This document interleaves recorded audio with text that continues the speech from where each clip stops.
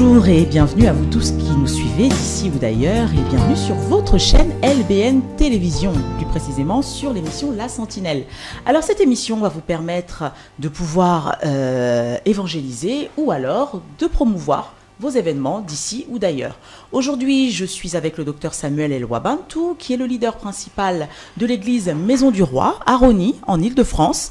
Et sans plus tarder, bonjour docteur. Bonjour ma soeur Clarisse. Comment allez-vous? Je me porte bien, merci. C'est toujours un plaisir de se retrouver avec vous sur un plateau pour l'œuvre du Seigneur. Le plaisir est partagé. Comment se porte l'église Maison du Roi? L'église La Maison du Roi se porte très bien. Comme vous l'avez dit tout à l'heure, l'église principale se trouve dans la ville de Rosny, Rosny-sous-Bois, dans la région parisienne, exactement sur 115 boulevard Alsace-Lorraine à Rosny-sous-Bois.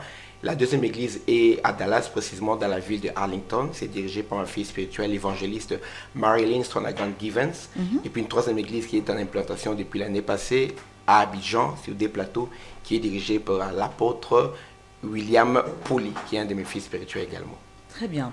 Alors, le succès par la sagesse dans toutes vos affaires. C'est un thème que vous allez prendre en charge, du moins ce week-end, le 18 et le 19 février, au sein de l'Église. Pourquoi un tel thème au sein de l'Église? Exactement, le succès, simplement parce que notre vie est appelée à être une vie de succès. Dieu nous a créés pour le succès. Tout ce que nous voulons entreprendre, nous voulons qu'il y ait le succès. Le succès, simplement, c'est atteindre ses buts, atteindre ses objectifs, c'est réussir dans ce que nous sommes en train d'entreprendre. Et personne n'entreprend quelque chose pour échouer. Quand on éduque un enfant, on veut qu'il y ait du succès dans cette éducation. Quand on envoie un enfant à l'école, on veut que l'enfant réussisse. On commence une entreprise, un commerce, on veut qu'il y ait du succès. On commence un mariage, on ne veut pas que ça se solde par un divorce, on veut qu'il y ait du succès. Car Dieu a mis cette pensée en nous, parce que Dieu lui-même, c'est un Dieu de succès. Tout ce que Dieu entreprend, il veut qu'il y ait de la réussite, le succès qui puisse couronner au ciel. C'est pourquoi la Bible déclare dans Josué 1,8, il a dit que ce livre de la loi ne s'éloigne point de ta bouche, médite-le jour et nuit afin d'agir fidèlement selon ce qui est écrit. C'est alors que tu auras du succès dans tes entreprises, c'est alors que tu réussiras. C'est pourquoi nous abordons ce thème cette semaine. Docteur, nous avons longtemps eu au sein des églises, et nous avons toujours, l'évangile de la guérison, celle d'imposer les mains aux malades qui trouvent la guérison, celle de parler en langue, enfin. Et aujourd'hui, vous nous emmenez le succès.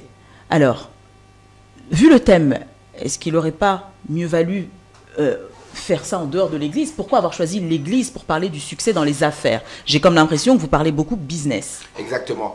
Nous précisons le succès dans les affaires et dans les projets, dans différents projets. Ça peut être d'ordre associatif, culturel, peu importe. Même la vie en soi, le mariage par exemple, c'est un succès, c'est un projet dans la vie. Nous parlons précisément de le succès dans les affaires parce qu'il y a un problème sérieux dans le monde chrétien, précisément dans le monde évangélique. Nous sommes à la traîne dans tout ce qui concerne les finances, tout ce qui concerne l'argent, tout ce qui concerne la création d'activités, la création des richesses. Il y a un problème sérieux parce que l'église évangélique n'a pas d'argent. Nos membres n'en ont pas. Nous sommes à la traîne. La raison est simple.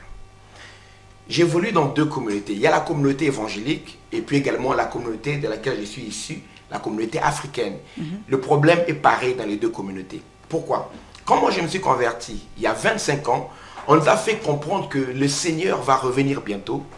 Ça ne servait à rien de chercher à gagner de l'argent. On disait les biens de ce monde. Toutes les chansons étaient axées sur les biens de ce monde vont rester. On aura la joie au ciel. Et on nous a mal prêché. Heureux les pauvres. Or, la Bible dit les pauvres en esprit. Mais nous, on faisait comprendre que si tu es pauvre, tu es saint. On dirait que la pauvreté était synonyme de sainteté. Et quand on est saint, on est proche de Dieu. Dès là, l'amalgame était vite faite. J'ai pu avoir des amis. J'ai eu un ami, j'avais rencontré, j'avais 18 ans à l'époque. Lui avait déjà un bac plus 6. Vous comprenez? Bac plus 6. Mais il a abandonné ses études, il devait entreprendre son doctorat. Il a abandonné pour commencer à traîner avec nous les adolescents. Et beaucoup qui devaient aller à l'université ont arrêté parce que Jésus va revenir bientôt. Quand on n'a pas fait les études, on n'est pas qualifié. Et quand on n'est pas qualifié, il est difficile d'avoir du travail. Les gens se limitaient, c'était comme une culture de mendicité. On attendait un miracle qui tombait par terre, du ciel. Et souvent le miracle c'était quoi? Qu'il y ait une sœur qui a une bonne position, qui puisse te donner quelque chose. Qui a un frère, qui a déjà un bon travail, qui puisse te donner. Mais on n'encourageait pas les gens à travailler, à chercher du travail, à créer de l'emploi, même pas à étudier. 10 ans, 20 ans, 30 ans plus tard, le résultat est là. Nous voulons inverser les choses, nous voulons changer la donne parce que nous avons un problème sérieux. Nos communautés ne peuvent pas aboutir à faire quelque chose d'important dans la société ou dans toutes les sociétés où elles évoluent. Que ce soit en Europe, que ce soit en Afrique, là où il y a les églises évangéliques, on ne nous consulte même pas parce que le monde ne respecte que ceux qui peuvent apporter des solutions et l'argent répond à tout. L'argent apporte des solutions dans la société. Comme nous n'en avons pas, ben, quand il y a un problème, on consulte les juifs, on consulte les imams, on consulte les catholiques, mais on ne consulte pas les évangéliques parce que nous ne représentons rien dans la société, parce que nous n'avons pas d'argent. Je m'attaque à ce problème. L'église évangélique, comme la Bible encourage à avoir du succès, nous devons avoir le succès dans nos entreprises, dans nos affaires et dans nos projets, pour que la société comprenne que notre Dieu peut bénir. Ce sera un moyen pour évangéliser facilement. Alors, est-ce que vous pensez que c'est un problème que doit traiter l'Église? Parce qu'aujourd'hui, lorsque nous regardons l'état du monde, ce ne sont pas des chrétiens qui sont en tête de plus grosses richesses dans le monde. Donc ça veut dire que le monde aussi a formé une élite. Et pourquoi est-ce que l'Église s'occupe de former cette élite et non pas de former une élite justement dans l'Église, tout simplement? J'ai comme l'impression que vous emmenez un évangile qu'utilisent les anglophones, c'est-à-dire l'argent, l'argent, l'argent, le business, l'argent, au point où j'ai l'impression comme quoi on perd un peu le nord. Merci beaucoup pour cette question. Je vous demanderai de m'écouter très très attentivement et toutes les personnes qui vont suivre. Le monde a formé ses élites. Ces personnes qui sont formées dans les plus grandes universités, que ce soit Harvard, Yale, la Sorbonne, peu importe, se retrouvent aux commandes de toutes les grandes institutions financières, sociales, peu importe. Ce sont les politiciens qui dirigent les nations, qui dirigent les pays. Dans quel état se trouve le monde aujourd'hui? Est-ce que vous êtes content du monde dans lequel nous vivons aujourd'hui? Une bombe peut exploser à n'importe quand dans une rame de métro. Les guerres sont en train de pulluler comme des champignons en Afrique et partout. Ce monde est en dérive parce que l'élite qui dirige est malade. Malade du péché, malade du soif du pouvoir, malade du sang. L'Église ne peut pas répondre aux besoins de ce monde parce que l'Église n'a pas formé ses élites. Nous formons les élites maintenant pour avoir de l'entrepreneuriat, avoir la capacité de créer, de générer des richesses pour être respectés dans la société et qu'ils deviennent des exemples. Quand je regarde le monde politique actuel, ou bien ceux qui font des affaires, ceux qui réussissent, beaucoup ne peuvent pas être cités en exemple sur le plan moral ou bien sur le plan humain. Ce sont presque des vautours pour la plupart du temps. Et on ne peut pas rester là en train de les pointer du doigt. Au moins ces gens-là ont travaillé dur pour être où ils sont. On peut prendre ce qui est de bien dans leur réussite, ou bien dans l'enseignement, parce que la réussite, quand on court, qu'on prie pas, quand on s'est bien entraîné, à la fin, au finish, c'est celui qui s'est bien entraîné qui va remporter la victoire. Je veux amener les chrétiens à avoir des élites au sommet de nos sociétés. Des gens qui ont la crainte de Dieu et l'amour du prochain. C'est un élément qu'il n'y a pas dans ce monde. Même ceux qui sont vantés comme des philanthropes, regardez dans leur vie en secret, ils n'ont pas l'amour de leur prochain. Beaucoup, quand on regarde leurs écrits, des grands philosophes sont enseignés dans nos universités, dans nos écoles, mais ce qu'ils ont dit par rapport aux Noirs, par exemple, ce qu'ils ont dit par rapport à d'autres personnes, vous comprenez que ce sont des gens qui n'avaient pas l'amour du prochain. Si l'Église se positionne au sommet de la société, l'Église pourra appliquer ce que Dieu lui a appris, l'amour du prochain. Jésus a dit, vous êtes la lumière du monde. Il n'a pas dit aux chrétiens, vous êtes la lumière de l'Église. Le monde religieux chrétien enferme l'Église dans l'Église, alors que nous avons le rôle d'impacter le monde parce que nous sommes la lumière du monde. Une ville située sur la montagne ne peut pas être cachée. Jésus dit, on n'allume pas de lumière pour le mettre sous les lits. Mais nous, l'Église, nous allumons des lumières pour nous cacher. Et quand on ouvre la télé, dans le monde artistique qu'on voit, on voit on voit un Kanye West, on voit quelqu'un du monde, mais on ne peut pas avoir les nôtres au sommet avec un message qui peut impacter positivement la jeunesse. On ne peut pas voir quelqu'un qui gagne des millions devenir un exemple parce que quand les gens gagnent des millions en France, qu'est-ce qu'ils font? Pour gagner plus de millions, ils délocalisent leurs entreprises. Ils ont gagné des millions, mais ils ferment leurs entreprises ici, font travailler les petits-enfants en Afrique ou en Malaisie, dans les régions où les enfants vont travailler, ou bien les gens vont travailler moins cher. Ils vont s'user dans les travails mal payés et ils vont faire encore de plus gros bénéfices parce qu'ils n'ont pas l'amour du prochain. Et ici, l'entreprise qui a fermé en France, ça veut dire que l'homme a perdu son emploi. Il ne pourra plus subvenir aux besoins de ses enfants. Il y aura un climat tendu dans la maison. Ça va générer le divorce des fois. Et le divorce peut générer la délinquance des enfants. Pourquoi? Parce que ceux qui sont comme des élites de notre société, ce sont des gens qui n'ont pas un cœur qui a été enseigné par Dieu. Alors, moi, je vais traiter ce problème en encourageant les chrétiens à être au sommet pour devenir des exemples. Et ce sera facile pour eux ensuite de répandre le message de Jésus-Christ. Alors, comment est-ce que vous comptez emmener cette réforme au sein de l'Église, sachant qu'aujourd'hui, nous voyons, lors de reportages, ici et là, les églises comme telles, la manière dont elles sont structurées, nous avons le leader qui reste le leader, qui a mis en place certaines stratégies pour sa propre vie à lui et son foyer, mais nous voyons le peuple qui le suit, le suivant avec une sagesse inférieure, c'est-à-dire incapable de rebâtir ce que leur leader fait. Alors aujourd'hui, vous nous emmenez des nouveaux principes. Comment vous comptez mettre ça en place? Là déclare, du fond de leur détresse, ils invoquèrent l'Éternel. Qu'est-ce que Dieu fait? Ils sont dans la détresse, ils ont invoqué Dieu. Là déclare, il envoya sa parole et sa parole les guérit. Quand il y a un problème, on a une maladie, on invoque Dieu, Dieu enverra une parole pour vous apporter la guérison. Et on a un problème par rapport aux richesses financières, qu'est-ce qu'on doit faire? On doit écouter Dieu. Qu'est-ce que Dieu dit dans cette situation? Envoyer une parole qui peut guérir notre pays, guérir notre société, guérir nos églises. Ça veut dire qu'il faut que le peuple de Dieu retourne à la parole.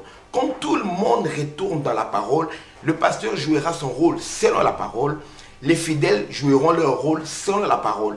L'homme de Dieu, les leaders, aura le bénéfice que la parole lui reconnaît. Et le peuple également aura le bénéfice que la parole lui reconnaît. Personne ne sera lésé, comme la Bible déclare de l'église primitive, il n'y avait pas de pauvres parmi eux. Mais aujourd'hui, on voit que on doit ramener les plus pauvres se retrouvent à l'église avec des pasteurs qui sont les plus riches, mais les pauvres demeurent de plus en plus pauvres parce que leur richesse, ils les donnent justement à l'église. Alors, moi, j'aimerais connaître quelles sont les leçons que vous allez donner au peuple de Dieu pour pouvoir accéder justement à cette connaissance et subir en gros un métanéo pour pouvoir arriver à shifter dans la dimension dans laquelle vous les attendez. Les problèmes sont là, des fois ces problèmes ne sont pas toujours bien analysés. On peut voir un pasteur qui est prospère, on voit les membres de l'église qui sont pauvres, on se demande. Vérifier, est-ce que la richesse de ce pasteur-là vient de l'église? Il y a des pasteurs qui n'ont pas de richesse qui viennent de l'église parce qu'ils ont d'autres activités et ils travaillent.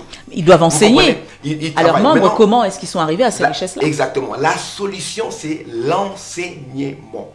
Quand un pasteur est enseigné, il utilisera les capacités que Dieu lui a données pour la promotion.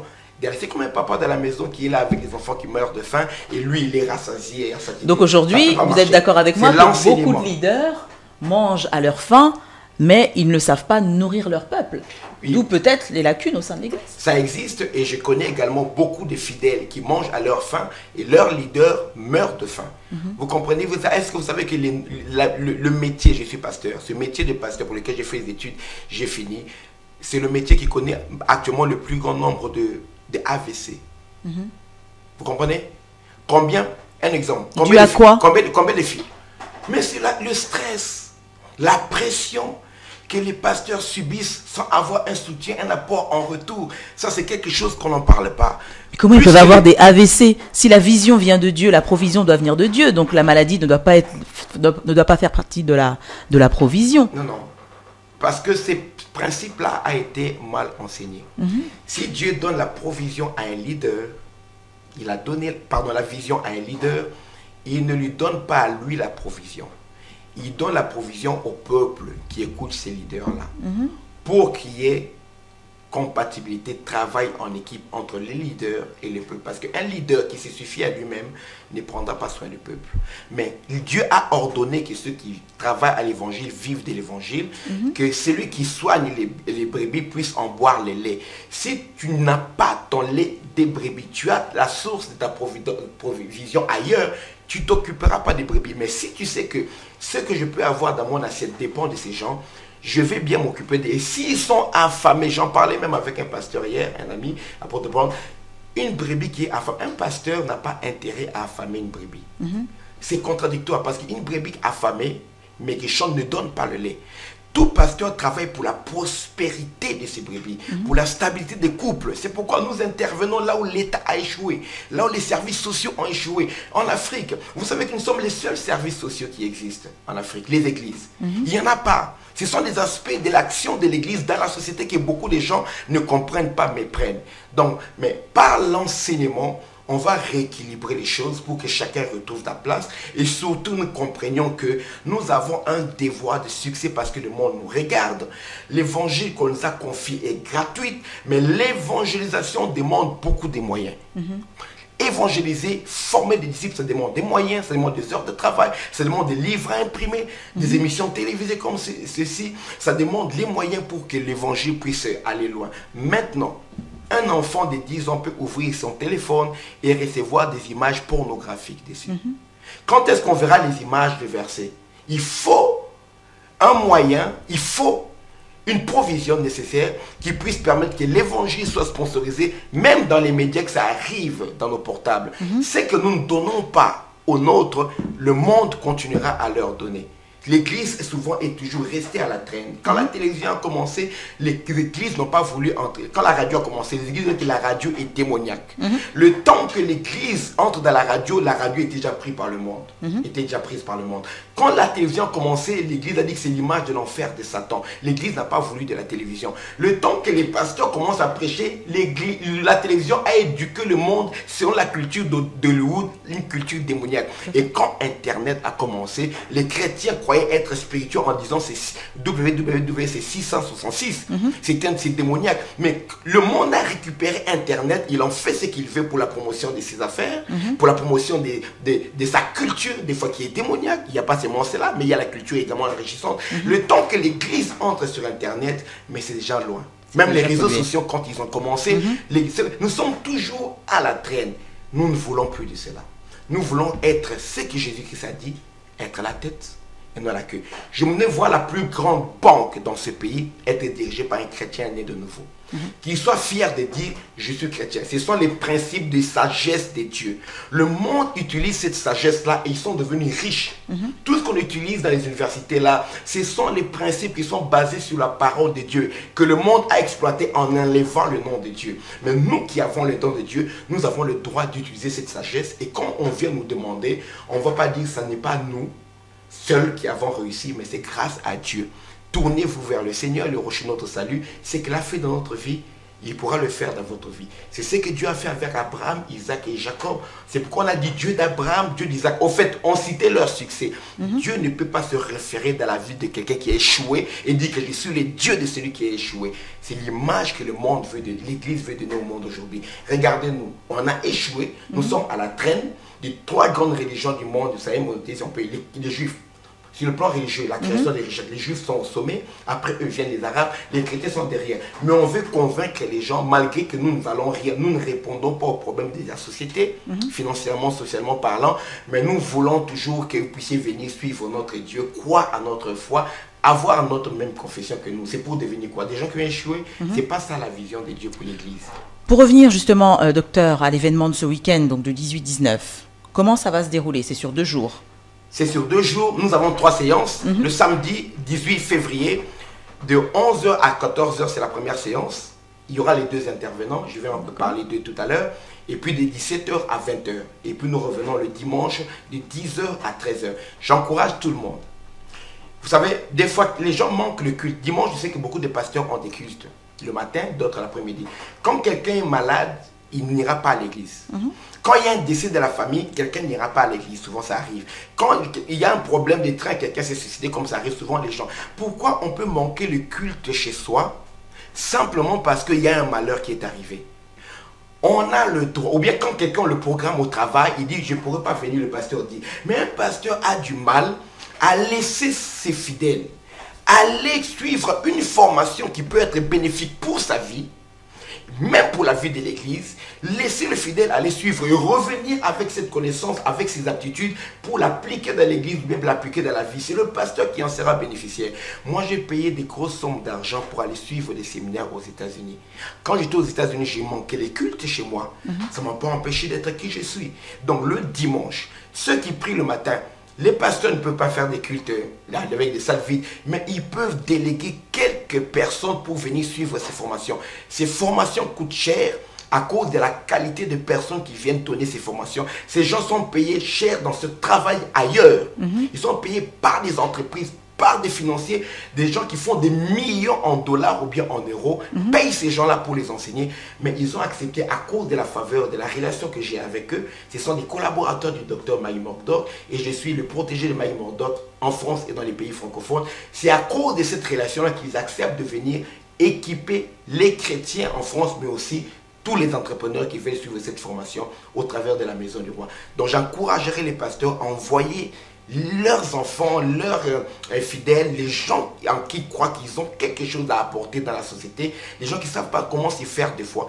Ils viennent suivre cette formation et après, ils verront eux-mêmes les résultats. Parce que ceux qui passeront par cette formation, leur vie ne seront plus jamais les mêmes. Alors, cette formation va se dérouler comment? Est-ce qu'il y aura des travaux? Est-ce que c'est juste on prend des notes? Il y aura sur des la pratique. enseignements.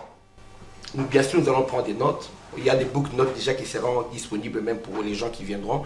Et nous aurons la possibilité de poser des questions spécifiques, chacun par rapport à son projet. C'est merveilleux d'avoir des spécialistes. Nous avons la prophétesse Shawn Sanders, qui nous vient de Miami, en Floride. C'est une femme qui a fait fortune. Elle a une entreprise multimillionnaire. Elle est partie de rien. Elle est originaire du Bahamas, hein, le pays du feu Dr. Miles Monroe. Et elle est venue, elle a travaillé. Et dans le domaine pharmaceutique, elle a une société qui vaut des millions de dollars en partant de rien. Ça me parle toujours quand je vois quelqu'un qui est parti de rien et qui a réussi à gagner des millions et des millions. Et elle enseigne dans beaucoup d'institutions financières. Elle viendra nous partager son expérience et son expertise.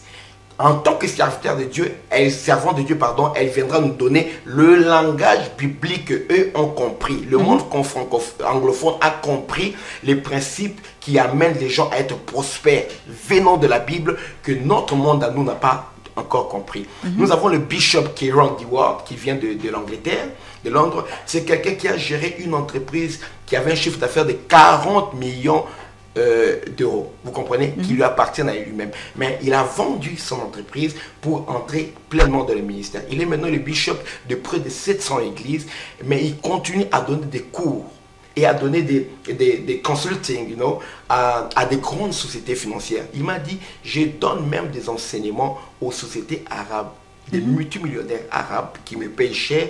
Je leur donne la sagesse de Dieu que j'ai apprise pour prospérer dans leurs affaires. Vous comprenez? Même les gens qui ne sont pas des chrétiens viennent puiser dans la Bible pour devenir riches, mais il n'y a que les chrétiens qui ne comprennent pas cela. Regardez le Alors, le fait d'avoir justement mis cet événement au sein d'une église, vous vous dites pas que vous avez fermé la porte à d'autres qui auraient pu venir si ce n'était pas fait au sein de l'église? Pourquoi nous avons mis cet enseignement au sein de l'église? Il y a un coût.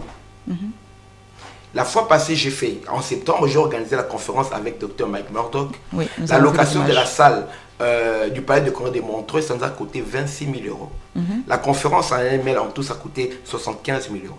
Vous comprenez? Les gens qui ont filmé, 10 000 euros. Ceux qui ont fait les sons et le reste, c'était à peu près 11 000 euros. Les déplacements des artistes et tout ce qui reste, vous comprenez? Mais pour cette conférence-ci, nous n'avons pas eu le budget qu'il faut pour aller faire ailleurs. Nous avons convoité, une manière de parler, des salles. Nous avons essayé, mais le budget n'a pas suffi en ce temps-ci. Sur la disponibilité de nos intervenants, nos conférenciers. On peut repousser plus tard dans une autre salle, mais on a dit, comme ils sont disponibles maintenant, ce sont des gens qui sont très occupés par rapport à leurs engagements. Ils ont des ministères, ils ont également des affaires dans lesquelles ils travaillent dans la société. Ils sont disponibles maintenant, c'est pourquoi nous avons opté pour ces temps-ci. Comme la salle de l'église est déjà disponible, ça se passera au sein de l'église. Nous divulguons l'information de cette émission. Ceux qui comprennent l'importance de cette formation viendront parce que ça va changer leur vie. Quand ton patron suit une formation et toi qui es employé quelque part, Tu ne fais pas suivre la formation, pose-toi la question, est-ce que tu aimes ta vie, tu aimes ta prospérité ou tu es l'auteur de ton malheur? Tu ne vas pas demander à Dieu de l'argent alors qu'il t'a montré comment gagner de l'argent. Mike Murdock est venu nous dire pourquoi il faut être riche, pourquoi c'est important d'avoir l'argent. Eux viennent nous montrer comment. Comme les Chinois disent, si tu me donnes un poisson, je mangerai, j'aurai encore faim. Mais si tu m'apprends à pêcher, je n'aurai jamais plus faim. Ces gens viennent nous apprendre parce qu'ils ont gagné des millions. Ils connaissent le chemin. Ne demande pas à un pauvre comment gagner de l'argent, il n'en sait pas. Même s'il a l'onction, il ne sait pas. Nous demandons aux gens qui ont l'onction et qui ont des millions dans leur compte bancaire. C'est eux qui peuvent vous enseigner. Ce sont les deux orateurs que j'ai amenés pour ce week-end. Très bien. Pour rechuter, docteur, qui est convié? Tout le monde est convié. Mais mon grand désir, c'est les chrétiens. Mais tout le monde est convié. L'entrée est gratuite? L'entrée est gratuite. C'est pourquoi nous avons mis. Nous avions un choix. Soit de faire dans la salle de conférence du Méridien, de l'hôtel Méridien, au Porte Maillot. Vous connaissez, c'est un hôtel de prestigieuses 4 étoiles. Et faire payer l'entrée. Vu le temps, je n'ai pas voulu faire ça maintenant. Peut-être dans d'autres sessions, on fera cela. Mais je préférais, comme la conférence avec Dr. Mike Murdock, c'était gratuit, l'entrée. Je préfère ici, cette conférence également, qu'elle soit gratuite. Donc, quelqu'un n'a qu'à se lever, mais je demande, j'exige que chaque personne vienne avec un cahier et avec de quoi noter. Sauf si vous n'avez pas, on vous procurera, vous pourrez acheter des feuilles, des cahiers de notes qui seront disponibles pour vous, mais que chacun vienne pour écrire et aller pratiquer, parce que ce ne sont pas des prédications pour dire Alléluia, Amen. Ce sont des enseignements, c'est un investissement, il y a un coût que nous savons que nous allons récolter au ciel ou bien dans la société en voyant un changement chez les chrétiens, un changement également dans notre communauté en France. Et très bien, docteur. 1 minute, mot de la fin. Voilà, je m'adresse à toute personne qui s'est plaint pour les années passées. 2016, ça a été difficile. 2015, ça a été difficile. 2017, je ne sais pas ce qui va en advenir pour de moi. Voici l'occasion. En changeant ta manière de penser, en changeant ta manière d'agir, on peut changer toute ta vie, toute ta destinée. Pendant ces 2 jours, le samedi 18 et dimanche 19 février, on va vous communiquer la sagesse de Dieu qui vous permettra d'organiser vos vies et aussi de savoir entreprendre pour réussir dans tous vos projets et réussir dans vos affaires. Mon but, c'est de tuer l'échec au milieu de l'église. Que Dieu vous bénisse. Merci beaucoup, docteur. Merci, ma soeur. C'était un plaisir. À une prochaine sur le même plateau, LBN TV. Et très bientôt. On est là pour vous. Je l'espère, très bientôt. Merci beaucoup. Voilà, donc c'est le 18 et le 19 février 2017 au sein de l'église Maison du Roi avec le docteur Samuel El Wabantou. Alors, je répète, je réitère, cette chaîne LBN TV ainsi que cette émission est là pour vous servir de support, aussi bien pour la promotion de l'évangile que pour la promotion de vos événements. Cette émission est supportée et sponsorisée par les produits Anel Cosmétiques. Quant à moi, je vous dis à très bientôt sur une prochaine émission et ce sera sur LBN Télévision. Bye bye.